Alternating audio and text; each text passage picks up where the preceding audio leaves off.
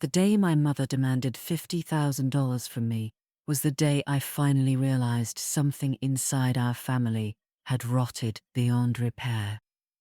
I remember standing in her living room, a place filled with framed photographs of my sister Melanie from every possible stage of her life: graduations, birthdays, moments curated like a shrine, while the only picture of me was a small one tucked behind a lamp. Even before she opened her mouth, I felt the tension humming beneath her tone, the same sharp impatience she used whenever she needed something. She didn't ask gently. She didn't ease into the conversation. She simply announced that Melanie had gotten herself into trouble again, and that as the more responsible daughter, it was my duty to fix it. $50,000, she said, was nothing compared to all the things she'd supposedly done for me. She spoke as if the number were trivial, as if I had stacks of money lying around waiting to be handed over to someone who had never lifted a finger to help herself. My refusal shocked her. I could see the disbelief in her eyes, the tightening of her jaw. Saying no wasn't something she expected from me, not after 30 years of molding me into the family's problem solver, the fixer, the emotional sponge. But this time, I stood my ground. Something about the demand, the entitlement, the way she spoke as if my life and future were negotiable, snapped a thread inside me that had been stretched thin for years.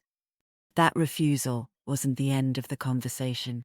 It was the beginning of a crisis that would unravel everything: my relationship with my family, the illusion of loyalty, and the lies I had been raised to accept as truth. And the worst part was that I didn't see the next part coming: the shouting, the chaos, and eventually, the moment things got physical.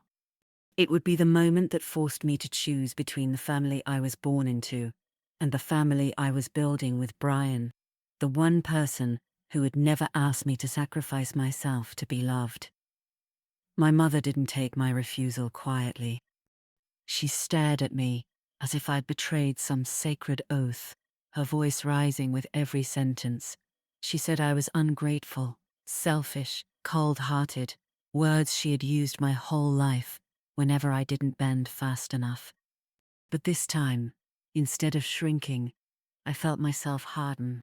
Maybe it was exhaustion. Maybe it was Brian's steady presence in my life, reminding me I wasn't crazy for wanting boundaries. Or maybe it was simply the realization that no amount of sacrifice had ever actually earned me my mother's love. When she realized yelling wasn't working, she called for Melanie, like a commander calling for backup. My sister appeared in the doorway, arms crossed, wearing that familiar smirk she used whenever she knew our mother was on her side. She didn't greet me. She didn't ask. She just demanded the money, as if she were entitled to it. She talked about her business venture, conveniently leaving out the part where she'd burned through her last 3 opportunities because she refused to take responsibility for anything. I told them no again, and that was when things turned ugly. Melanie stepped closer, her voice low and threatening, telling me I owed her for abandoning the family when I moved across the country for grad school, as if bettering my life was a betrayal, as if existing outside their chaos was a crime. She jabbed a finger into my shoulder, accusing me of thinking I was better than everyone, an accusation I had heard my entire life, simply for trying to climb out of the dysfunction they were drowning in. My mother tried to grab my arm to keep me from leaving. She'd done it before, just enough force to make her point, but not enough to leave marks. Only this time, as she pulled, Melanie shoved me from the side, and the combination made me stumble into the cabinet behind me. The crash echoed through the room, and for a moment, no one moved. My mother gasped, not because I might be hurt, but because one of Melanie's precious figurines had fallen and cracked. That was the moment I understood that I was done. There was no version of this family where I wasn't expected to sacrifice pieces of myself just to keep the peace, and there was no peace left to protect. I straightened, ignored their shouting, and walked out the door without looking back. It wasn't bravery, it was survival. I didn't know it yet, but that moment would be the first step toward a long, painful, and ultimately liberating journey. A journey filled with retaliation from my family, legal battles, sabotage attempts, and the fight to finally claim a life that belonged to me and not their expectations. I barely made it to my car before the shaking started, not from fear, though there was some of that, but from the sudden crash of realization that things had officially crossed a line. I sat behind the wheel, staring through the windshield as my mother's porch light flickered, listening to the muffled shouting still spilling out the front door. Even with all the history, with all the manipulation, I never expected them to put their hands on me. But maybe that was naive. Maybe the signs had always been there, and I'd just trained myself not to see them. I drove straight to Brian's place, because there was nowhere else that felt safe. When he opened the door, he didn't bombard me with questions. He didn't demand explanations. He just wrapped me in a steady, grounding embrace and let me breathe. When I finally told him what happened, the disbelief on his face quickly shifted to concern and then to anger. Not explosive anger, but protective anger, the kind that makes a person stand a little taller. He insisted I document everything immediately, every detail I remembered, every bruise forming on my arm, every message my family had sent in the past few months about money. It felt strange, turning my private pain into a record, but I knew he was right. My family never took responsibility. If anything escalated, and deep down I sensed it would, I needed proof. That night, my phone lit up with missed calls and messages. Some were from my mother, dripping with self-pity and guilt-tripping accusations. Others were from Melanie, much harsher, calling me dramatic, weak, disrespectful. A few even came from extended relatives, already fed some twisted version of the story where I had apparently attacked my mother and stormed out like a child. It was unreal how fast they closed ranks, how quickly the narrative shifted against me. But this time I didn't answer, not one. The next morning I woke to a message from my mother that chilled me. "Don't forget you're expected to come to brunch tomorrow. We need to talk about your attitude." As if nothing had happened, as if I had imagined the whole thing. Brian saw the message over my shoulder and told me, very calmly, that I wasn't going. That I didn't owe them anything. And for the first time, instead of arguing or making excuses like I usually did, I agreed without hesitation. Something in me had changed. The part of me that still believed they might someday treat me with respect was finally gone. But my family wasn't about to let go quietly. By the end of the week, they escalated from guilt to threats, veiled at first, then more direct. Melanie hinted she'd show up at my workplace. My mother said she'd handle things herself if I didn't come talk to her. And one message implied they knew where Brian lived. That was when we knew this wasn't just conflict anymore. This was turning into something dangerous. And I could feel the storm beginning to build, one that would eventually pull lawyers, police reports, and even our wedding day into its path before it was over. The next escalation came faster than either of us expected. It was a Tuesday evening, quiet, uneventful, until Brian checked the front porch camera and froze. I stepped beside him, and my stomach dropped. There, standing in the beam of the porch light, was my mother. Arms crossed, jaw tight, eyes sharp enough to cut glass. She wasn't knocking, just standing there, waiting, like a warning. Brian locked the door before she even tried the handle. A second later, she rattled it aggressively. Then came the knocking, sharp, insistent, entitled. When we didn't answer, she started calling my name, her voice pitched in that familiar shrill tone that always meant she was seconds away from a meltdown. "Lily! Open this door right now!" I flinched at the sound. I hated that I still reacted to her like that. Hated that even as an adult my nervous system recognized her as a threat before my brain did. Brian put a hand on my back, steady and reassuring, but neither of us moved. When she realized she wasn't getting in, she switched strategies. Her voice softened into fake concern. "I just want to talk. Honey, we can fix this. Don't let outsiders influence you." Outsiders, meaning Brian, meaning anyone she couldn't control. We watched silently as she knocked again, then switched back to yelling. After 10 minutes, she began pacing the porch, talking to herself loudly enough for the camera to pick up every word. She owes us respect. After everything we've done for her, ungrateful girl, throwing away her family for some man. Brian whispered, "I'm calling the cops." I nodded. I didn't even argue. That alone told me how much things had changed. The responding officers were polite but firm when they asked her to leave. My mother tried to act like she was the victim, dramatic hand to her chest, trembling voice, insisting she was terrified for her daughter. But the officers saw right through it. They escorted her off the property, and she threw me one last look over her shoulder, a look of pure, simmering fury. That was the night Brian and I filed the first police report. It wouldn't be the last. Over the next few weeks, Melanie joined the chaos. She showed up at my job during my lunch break, slammed her hand on the table, and told me I was destroying the family. She told co-workers loud enough for half the cafe to hear that Brian was manipulating me and that I was mentally unstable. Security had to escort her out. I saved every message, every voicemail, every unhinged accusation. Brian helped me organize them and labeled folders.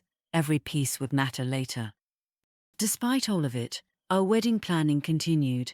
My dress was ready, the venue was booked, but my family kept trying to insert themselves into every crack they could find. At one point, my mother even contacted the venue pretending to be me, demanding changes. Thankfully, the coordinator confirmed everything with me before making any adjustments. By then, the stress was consuming me. I woke from nightmares. I cried in the shower so Brian wouldn't hear. I jumped at every unknown number that called my phone. But Brian kept reminding me every step forward was still progress. Every boundary was reclaiming a piece of my life. And then came the moment that changed everything. The moment when my family crossed a line I never imagined they would. The moment that forced me to realize I wasn't dealing with misguided relatives. I was dealing with people willing to sabotage my entire future just to keep control. And the consequences of that moment would reach all the way to our wedding day. I realized something was terribly wrong the morning our wedding venue coordinator called me, her voice tight with unease. She asked if I was sure about canceling the reservation for the ceremony, because she didn't want me to regret such a big decision. My heart slammed into my ribs. I didn't cancel anything, I said, gripping the phone so hard my fingers ached. The coordinator hesitated. "Someone called yesterday claiming to be you. They insisted you were canceling the wedding due to a family emergency. They provided your full name, your email, even your date of birth." My breath left my lungs in one violent exhale. Only 3 people besides me knew all those details. My mother, my sister, and my father. I thanked the coordinator, asked her to lock my account, and hung up. My hands were shaking so badly I dropped the phone onto the couch. Brian picked it up, but when he turned to look at me, his expression hardened into something fierce and protective. "They tried to cancel our wedding," I whispered. He didn't ask who. He already knew. We spent the next hour calling vendors, double confirming every reservation. My mother had contacted 2 others, one to reschedule the wedding for a later date, and another to change the catering plan due to allergies. But this wasn't all lies, all deliberate sabotage. When I confronted her by text, because at that point I refused to speak to her by phone, she didn't deny it. She didn't even pretend to be innocent. Instead, she responded with one sentence that nearly made me scream. "If you choose a man over your own blood, then you don't deserve a wedding at all." I stared at the screen until the words blurred. Not deserve a wedding, not deserve happiness, not deserve autonomy, because I refused to hand over $50,000. Brian took my phone, read the message, and immediately said, "We're getting a restraining order today." He meant it. He wasn't angry for himself. He was angry for me. And for the first time in my life, I felt truly defended. We went straight to the courthouse. Filing the paperwork took hours. Providing evidence took even longer. We included the porch footage, the workplace disturbance, the texts, calls, and threats, the attempted wedding sabotage, the physical altercation over the $50,000. When the clerk reviewed the pile, she quietly said, "You did the right thing coming here." Hearing that made something inside me crack, something I'd been holding together with sheer willpower. I cried in that courthouse hallway, not because I was sad, but because I finally felt like someone, anyone, saw the truth. The temporary protective order was granted that same afternoon. Copies were sent to local police, the venue, and even my workplace. For the first time in months, I felt a sliver of safety, but the silence that followed wasn't peaceful. It was the kind of silence that comes before a storm, and that storm hit 1 week before the wedding, the day my family decided they weren't finished.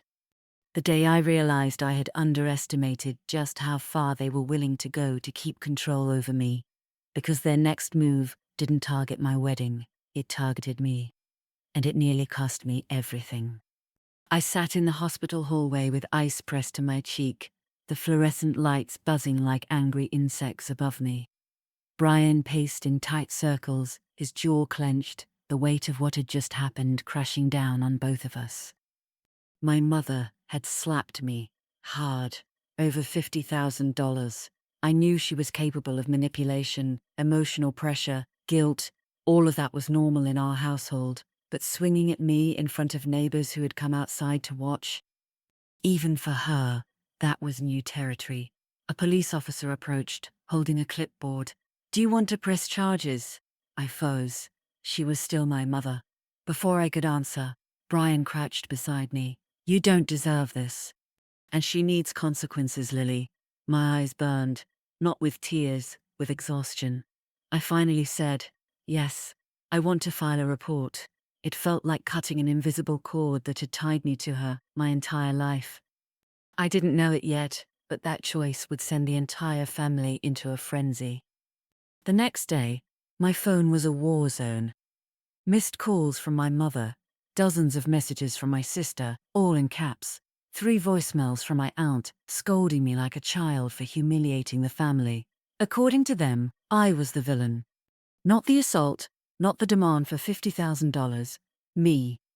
Then came the sabotage. Someone, and I didn't need Sherlock to guess who, called my wedding venue pretending to be me and attempted to cancel the reservation. Another relative emailed Brian's parents, claiming I had mental health issues and outbursts. They even tried to make my job think I was emotionally unstable. It was a coordinated attack, like they'd been planning for years, waiting for the moment I stepped out of line to prove their narrative about me, the difficult daughter, the ungrateful one, the outsider. But for the first time in my life, I didn't fold. I saved every screenshot, every voicemail, every threat. My lawyer said, "You're doing the right thing, keep everything." For once, I wasn't the one being controlled, they were the ones spiraling. 3 weeks before the wedding, things escalated again. My mother filed a counter-complaint, claiming I had attacked her and that she had only acted in self-defense. When my lawyer showed me the paperwork, I honestly laughed. Then I saw the attached statements. Family members I had grown up with swore they had witnessed me being violent for years. I sat there staring at the report, feeling numb. "You're shaking," Brian said, placing a hand on my back. I don't understand how they can lie like this." But deep down I did understand. My family had always needed a scapegoat, a designated problem, someone to dump their chaos onto. And now that I was building a life without them, they were terrified. Because if I could leave, I might never come back. The court date finally arrived. My mother showed up in a pristine beige suit, her hair styled like she was attending a brunch at a country club instead of a hearing about attacking her own daughter. My sister walked beside her like a bodyguard. They didn't look at me. But when the judge called our case, something unexpected happened. The officer who had responded that night took the stand. He had body camera footage. Everything played out on the courtroom screen. My mother yelling, lunging at me, the neighbors shouting for her to stop. My stunned face as I held my cheek. My mother's lawyer went still. My sister's mouth dropped open. For the first time in my life, my family couldn't twist the truth. The evidence spoke louder than their stories. The judge dismissed their counter-complaint in 2 minutes flat. Mine was moved forward. When we walked out of the courtroom, my mother glared at me with a look I had never seen. Not anger, not disappointment, fear. The weeks leading up to the wedding was supposed to be filled with final dress fittings, flower choices, and silly arguments about seating charts. Instead, my inbox looked like a digital battlefield. Emails from my mother demanding I drop the charges before it destroys the family. Messages from cousins claiming I was ruining my sister's future. Even a long paragraph from my uncle, accusing me of letting Brian brainwash me. The funniest part? Brian barely spoke during any of this. He just stood beside me, calm and steady, the way a lighthouse stands through a storm. One evening, after reading yet another guilt-filled essay from my sister, I finally snapped. "I'm done," I said, dropping my phone on the table. "I'm blocking all of them. Every single number." Brian didn't ask if I was sure. He didn't push me one direction or another. He just said, quietly, "Good. You deserve peace." I blocked them all. For the first time since childhood, the silence felt like freedom, not loneliness. A week before the wedding, my mother made one last attempt. She showed up at my apartment building unannounced, demanding to be let up. The doorman called me, apologizing, saying she refused to leave. I went downstairs only because I didn't want her harassing the building staff. She was standing outside the entrance with her arms crossed, sunglasses on, even though it was cloudy. "You're really going to marry him without your family there?" she asked. I didn't say a word. She continued, dramatic as always. "I am your mother. You don't get to erase me." I took a deep breath. "Mum, you tried to cancel my wedding. You lied in court. You hit me. You sabotaged my job. What exactly do you think you deserve to be included in?" She flinched, just a little. But instead of apologizing, she doubled down. "Well, if you insist on marrying without us, don't expect us to be there when your marriage falls apart." And just like that, she turned and walked away. I watched her go, realizing the truth. She wasn't hurt by losing me. She was hurt because she couldn't control me anymore. The wedding day arrived. The morning air felt crisp, full of quiet promise. I expected to feel anxious, but instead, I felt light. Like I felt convinced of being loved, fire and wine, love with love. My bridesmaids buzzed around getting ready, and Brian's mom hugged me as if I had always been her daughter. "Your family now," she whispered, and something inside me cracked open, not painfully, but softly. The ceremony was small, warm, intimate. No staged drama, no walking on eggshells, no icy glares or whispered insults. Just love, real love, steady, honest, uncomplicated. When Brian took my hands and said his vows, I didn't think about my mother's warnings or my sister's bitterness. I didn't think about the chaos, the court hearings, or the messages filled with venom. I thought about everything I had built on my own, the healing, the boundaries, the courage, and the life we were choosing together. When we kissed, the entire room erupted in cheers. For once, I belonged somewhere without having to beg for the right. The reception felt like the beginning of everything new. We danced, laughed, and celebrated without a single shadow of my family looming over us. Brian spun me around the dance floor, and I threw my head back and laughed, really laughed, the way I hadn't in years. Later, when things calmed down, we stepped outside under the string lights. "How do you feel?" Brian asked, brushing a strand of hair from my face. I thought for a moment. "Free," he smiled. "Then we did it, right." My phone buzzed in my purse. For a moment, an old reflex tugged at me, a spike of anxiety, expecting drama. But then I remembered, Everyone who could hurt me was blocked, and I didn't need to check anything, not anymore.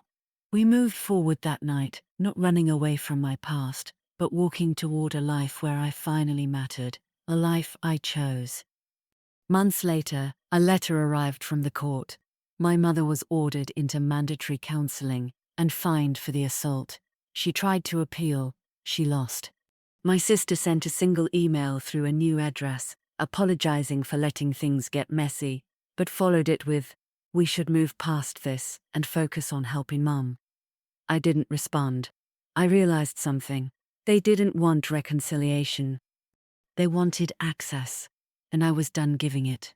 Brian and I settled into our new home, planning trips, building routines, laughing over small things that had nothing to do with trauma or defending myself. One evening, sitting on our couch, I whispered, "I never thought I'd get here." Brian squeezed my hand. "You always were heading here. You just needed space from the people who held you back." For the first time, I believed it. My past didn't disappear, but it no longer defined me. I had chosen myself, and that choice changed everything.